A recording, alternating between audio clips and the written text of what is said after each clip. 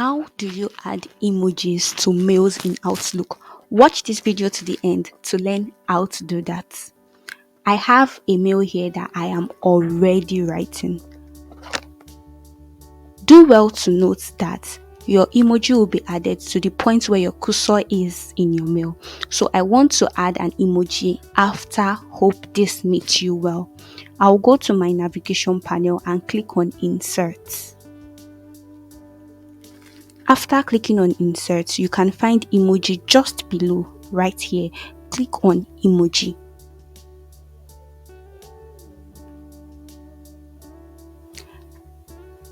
An emoji would appear on the sidebar of your screen. If you want to select a particular type of emoji, come here and type in the expression that you want to select. So let's say I want an expression that depicts hello.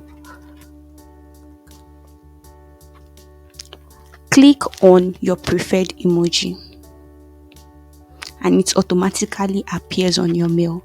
Try this when next you want to add an emoji in Outlook.